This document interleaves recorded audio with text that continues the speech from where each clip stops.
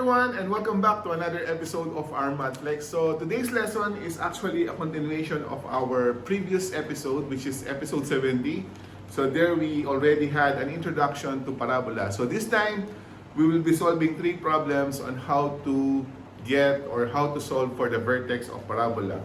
So I have saved the standard equations here. So these were already discussed during our episode 70 lessons.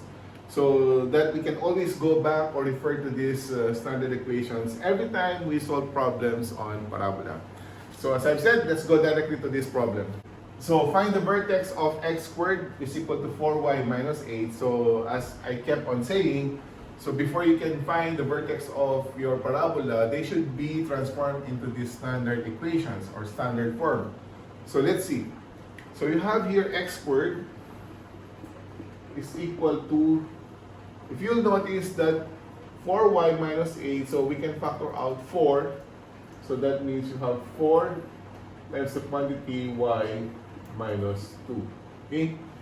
So try to examine now if this equation is already on this standard form. So let's see. X squared here, and then 4. We have here x squared minus h squared is equal to 4ay minus k. So that means we already transformed the equation into standard form. Okay? So therefore, your vertex now will be at, since this is x squared, so that means the x coordinate of your vertex will be at the origin, 0, and then your y coordinate or your y will be at negative k, which is negative 2, so that means you have here 2. Okay, so this will be your vertex. So just to give you a quick visualization of how does the graph look like, so later on we'll have a separate session on how to graph the parabola. So if this is your parabola, okay, so your vertex will be at 0, 2, so this 1, 2, okay, so this will be your vertex, 0, 2, and as we have learned before that if you have this form, your parabola opens upward. Okay, so it's opening, it does open up. Okay, so this is how your parabola looks like. Okay, so as I've said, this is just only a quick visualization of the graph. So later on we'll have a separate problem or a separate session on how to graph the parabola. Okay, so let's have another example. So let's have this second example here. So we have here again the equation of the parabola, wherein you have y squared plus 8x minus 6y plus 25 is equal to 0. So again, the first thing that you have to do here is you have to bring this equation onto this standard form. So let's try. So we'll put all y on the left side and x plus the variable or the constant on the other side. And let's see from how we can proceed from there. So y squared minus 6y is equal now to negative 8x, since I am moving this on the other side of your equation, minus 25. So again, it seems like our equation should be on this form, similar with this form. So let's find ways on how we can transform this into this form. Okay, so let's try. So if I have y squared minus 6y, if I want to make this one a perfect square, so I think I've discussed this one in our earlier lessons or earlier episodes.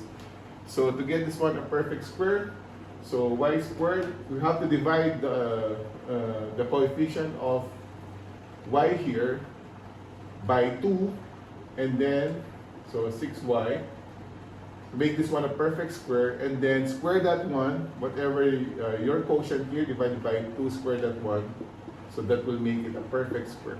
Okay, so again, you add 9 here, so that you will not alter the value of your equation, so you should also add positive 9 on the other side of the equation. So 8x minus 25 plus 9.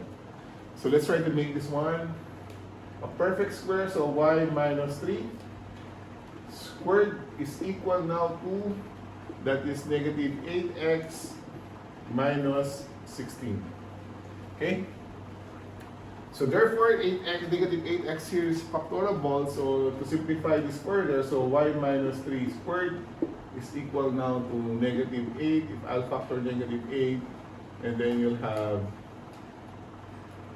x plus 2. Okay? So again, I think we already transformed our equation on this form. So therefore, the vertex will be at okay, so x is negative 2, and then y at positive 3. You just have to get the opposite sign of your whatever you have here, of your h here, of your k here, and your h there. So that means the vertex is at negative 2 and 3. And your parabola now is opening to the left. Okay? So if I have your parabola, so you have negative 2, 1, 2, and then 1, 2, 3. So your parabola, the vertex of this one, and it opens to the left. Okay? Somewhat like this. So we'll not go into details yet, but again, just to visualize the parabola, it's somewhat like that. Okay? So let's try the last problem. Let's have our final problem here. So we are asked again to find the vertex. This time we are given the focus of the parabola, wherein it is located at 7, negative 4, and the directrix at y is equal to 2. So again, problems like this, you should have, you should know the concept of parabola. So what is focus? What is directrix? So going back to the definitions of your parabola, so it says like, the focus, the location of the focus to vertex is equal to the distance between the vertex and your directrix. So what does it mean? So let's try to solve this one using graphs or by graphing. Okay. So if this is your Cartesian coordinate system, so the location of your vertex is at 7, 4. So 1, 2, 3, 4, 5, 6, 7, and negative 4, 1, 2, 3, 4. So somewhere here, okay, this is your focus, 7, negative 4, and your directrix will be at y is equal to 2, so that means 1, 2, so this will be your directrix.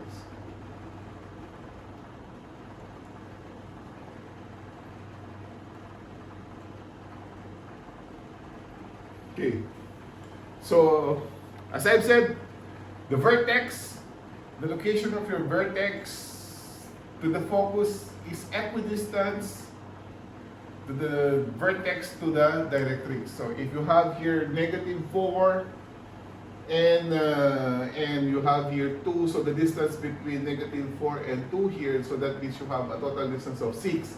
So if they are equidistant, so that means the middle between negative 4 and 2, so that will be the vertex, the location of your vertex in terms of your x and y. Okay, so that means your vertex will be here. Okay, so again, your x coordinate will be the same as your focus, so that's still be in the 7, but this time your coordinate will be at, since this is 2, this is negative 4, so that is 6 divided by 2, that's 3. So you move 3 units down, so 1, 2, 3, so that means it will fall at negative 1. So therefore, the vertex is located at 7, negative 1. So in this case, your parabola is what? Since this is your directrix, so the directrix is always at the back of your parabola. So that means your parabola is somewhat like this. Okay? So bear with me with the with the graphs, but later on or on our next episode, so we will try to improve our graphing as much as we can. So meantime, that's it for today. I hope you get something from this lesson. So we'll have more on parabola on our next episode. So till next time, guys. Bye-bye. Wala. Nigel.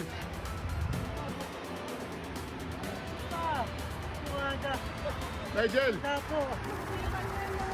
Nigel. Nigel.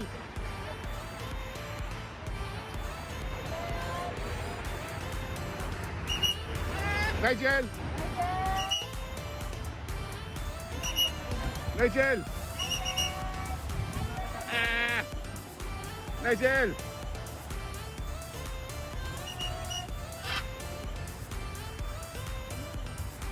Baka lumabot sa mga tao dun. Nigel! Nigel! Kaya mo sa Nigel, oo. Sabayan mo. Nigel! Nigel! Nigel!